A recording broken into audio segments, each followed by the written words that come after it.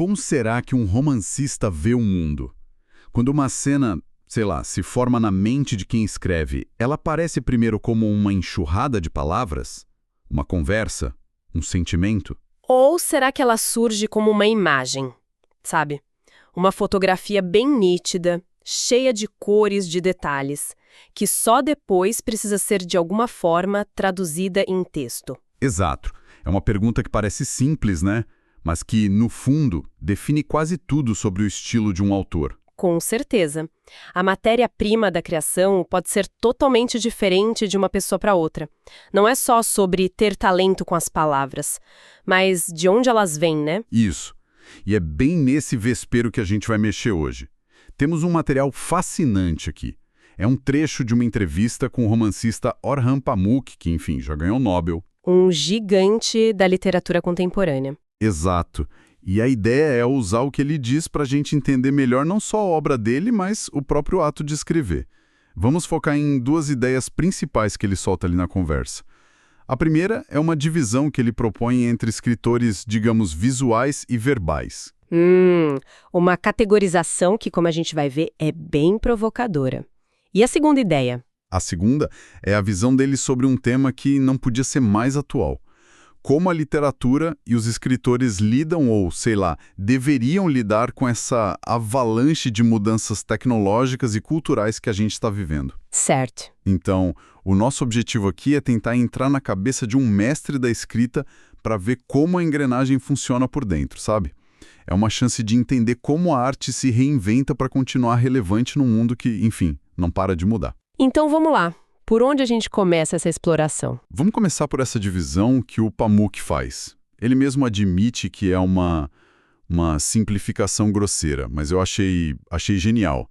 Ele basicamente diz que existem dois tipos de imaginação literária, a verbal e a visual. O que você acha disso, assim, de cara? Faz sentido. Olha, Faz todo sentido. E eu acho que a maioria das pessoas que leem com frequência já sentiu essa diferença, mesmo sem saber dar nome para isso. é verdade. Tem livros que pegam a gente pelas conversas, pelos debates internos dos personagens, né? E outros que nos capturam pela atmosfera, pela descrição de um lugar, pela luz que entra por uma janela. O Pamuk só está colocando um rótulo teórico numa intuição que muito leitor já tem. Boa. E para não ficar só na teoria, ele dá exemplos que são impossíveis de ignorar. Ele pega um gigante para representar a imaginação verbal, Dostoiévski. Um nome de peso. Total. Ele pede pra gente imaginar uma cena de, sei lá, Crime e Castigo ou Os Irmãos Karamazov. O que a gente vê na nossa cabeça. Segundo o Pamuk, a gente vê pouquíssimos objetos, poucas cores, o cenário é quase Um esboço, né? Exato. Isso, um esboço. Eu lembro de ler Os Irmãos Karamazov e me sentir claustrofóbica. Mas não era pela descrição do lugar, sabe? Era pela intensidade das conversas. Parecia que as paredes da sala estavam se fechando só com o peso das palavras, das ideias sendo jogadas de um lado para o outro. A energia é toda dialógica. Exatamente essa palavra. O que pulsa ali é o confronto, o drama verbal, a tensão psicológica que nasce do que é dito ou do que não é dito. A imaginação dele, segundo o Pamuk, opera no campo da palavra, da retórica, do embate filosófico. Certo. E do outro lado do ringue, quem ele coloca? Do outro lado, como exemplos de escritores visuais, ele aponta para Tolstói e Proust. E aí a experiência de leitura é outra, completamente diferente. Ah, sim. Uma cena deles é descrita pelo Pamuk como envolta em palavras que descrevem cores, gestos, momentos com o máximo requinte. É verdade. Nesses casos, o visual não é um mero pano de fundo, um detalhe decorativo.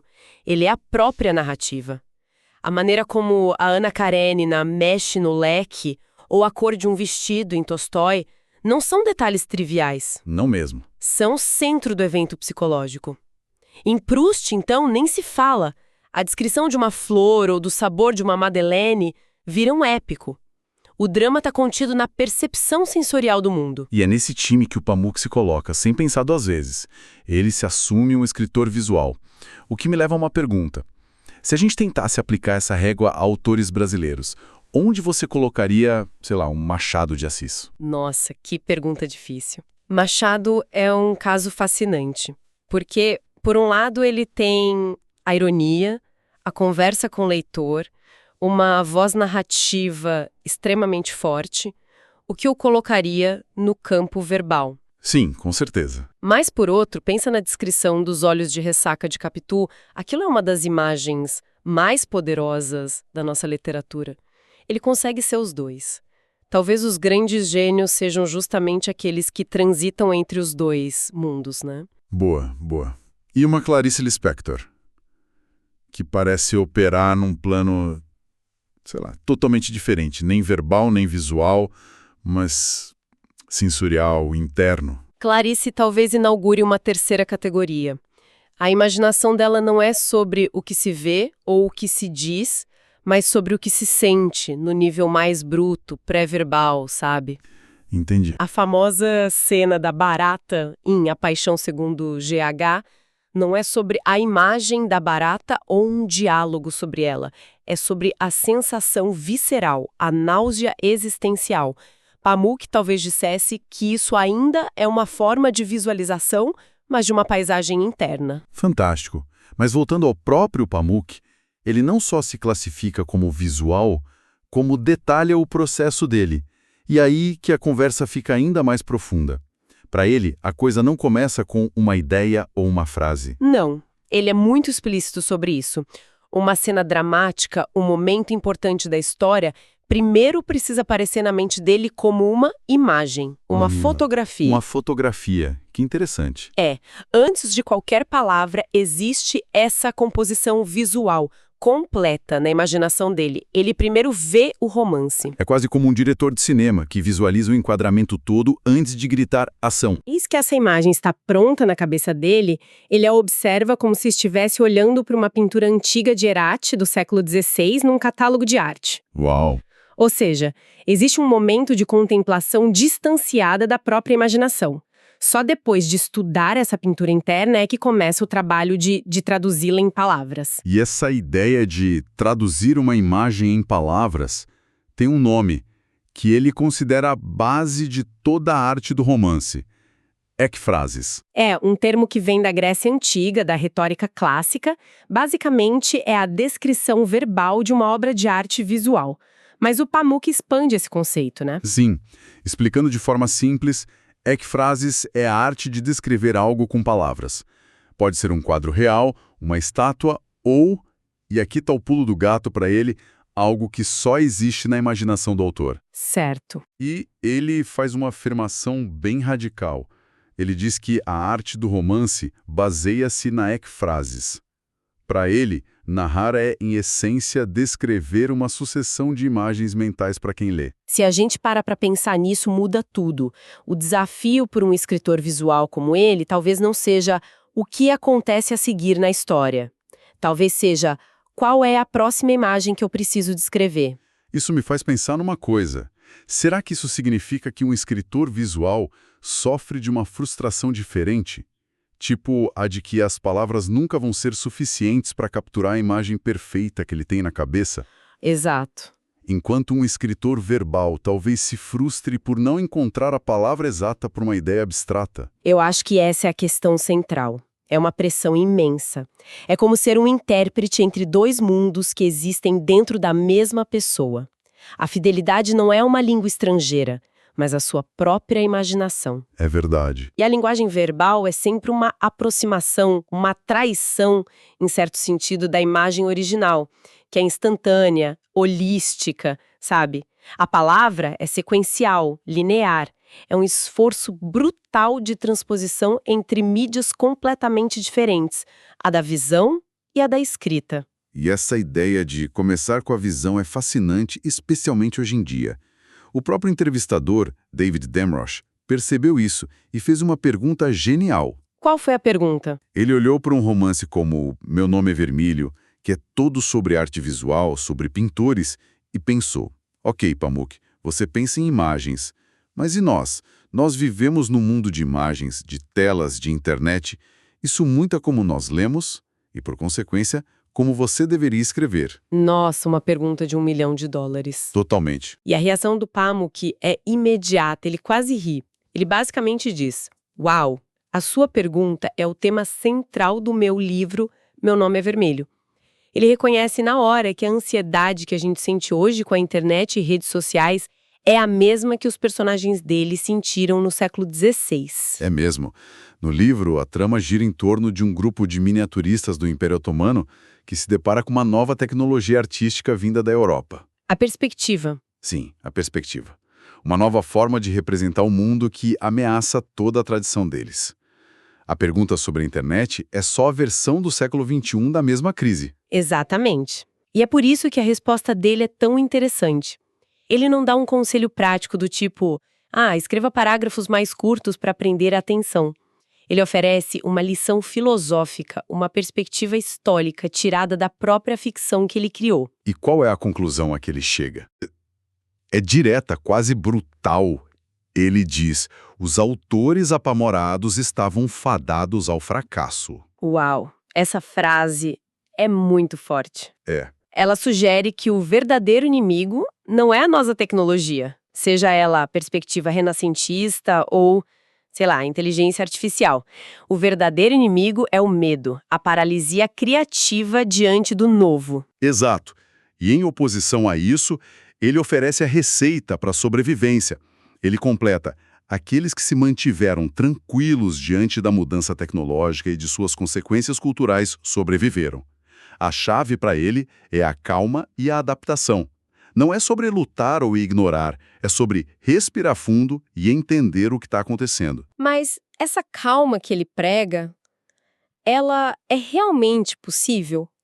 Um artista hoje, que vê seu sustento, sua identidade, ameaçados por um algoritmo que pode replicar seu estilo em segundos. Essa pessoa consegue simplesmente se manter tranquila? Ou essa é uma visão um pouco romantizada de alguém que já está no topo consagrado? É uma ótima provocação. Porque o pânico parece uma reação muito mais natural, certo? O pânico de se tornar obsoleto. Sem dúvida. Mas acho que o ponto do Pamuk não é sobre não sentir medo. Talvez seja sobre o que fazer com esse medo. A calma que ele descreve pode não ser ausência de ansiedade, mas uma confiança na resiliência da própria arte. Faz sentido. Os miniaturistas do livro dele que sobreviveram não foram os que se recusaram a olhar para as pinturas europeias. Foram os que olharam, estudaram e talvez tenham incorporado elementos ou encontrado novas maneiras de afirmar o valor da sua própria tradição em diálogo com o novo. Então a adaptação calma não significa necessariamente se render à novidade. Não, acho que não. Mas ter a curiosidade de entendê-la para poder respondê-la a ela de forma criativa. Penso que sim. É a diferença entre ver a mudança como uma ameaça existencial ou como um novo conjunto de ferramentas, uma nova linguagem, um novo desafio a ser explorado. Pensa na chegada da fotografia no século XIX. Muitos pintores entraram em pânico. Para que pintar retratos se uma máquina pode fazer isso com perfeição? Verdade. Mas os que se mantiveram tranquilos inventaram o impressionismo, o cubismo. Eles perceberam que a fotografia os libertava da necessidade de simplesmente replicar a realidade. A arte sobreviveu não ao resistir à mudança, mas ao se redefinir a partir dela. Isso conecta perfeitamente com a ansiedade atual sobre inteligência artificial e criatividade. A lição do Pamuk vinda lá do século XVI parece ser: não pergunte se a IA vai roubar seu trabalho. Pergunte o que a existência da IA te força a fazer que só um ser humano pode fazer. Exatamente. A mudança tecnológica expõe o que é essencial na arte e, segundo o Pamuk, o essencial sobrevive se os artistas não se deixarem consumir pelo pavor. Então, no fim das contas, o que a gente tira de mais importante dessa conversa com o Pamuk? Para mim, ficam duas coisas muito potentes. A primeira é essa lente do verbal versus visual. É uma ferramenta simples que muda a forma como a gente pode ler um livro, sabe? Nos fazendo perguntar, da onde veio isso? De uma imagem ou de uma voz? Qual é a matéria-prima desse autor? É uma forma de apreciar o ofício por trás da história. A gente passa a notar não só o que é contado, mas como a mente da criadora ou do criador funciona. E a segunda ideia, que é igualmente forte, é essa lição atemporal sobre inovação. A noção de que o medo da tecnologia é o verdadeiro fracasso. A sobrevivência e a relevância da arte não estão na resistência teimosa, mas na adaptação calma, curiosa e inteligente. E o que eu acho mais notável é como a visão de mundo dele é coesa. Ele não está só jogando teorias abstratas. Ele literalmente usa as conclusões que tirou ao escrever um romance histórico para navegar as complexidades do nosso tempo. Exato. A resposta dele sobre a internet é, em si, um exemplo perfeito da função da literatura. Usar uma história do passado para nos dar um mapa, ou pelo menos uma bússola para as incertezas do presente. É a prova de que um bom romance pode nos ensinar a pensar sobre problemas que o autor original talvez nem pudesse imaginar quando escreveu. A arte se torna uma forma de conhecimento que transcende o próprio tempo. E isso nos deixa com uma questão para refletir, né? O Pamuk sugere que a sobrevivência artística depende da calma perante a mudança. Uma lição que ele extrai de uma transformação cultural do século XVI. Pensando nos debates de hoje, sobre inteligência artificial, generativa, sobre a crise de atenção, sobre o futuro da escrita, será que essa mesma lição histórica, essa aposta na tranquilidade e na adaptação, é realmente a chave para os artistas de hoje navegarem no nosso próprio momento de ruptura tecnológica? Ou a ruptura atual é tão fundamentalmente diferente que exige uma resposta completamente nova?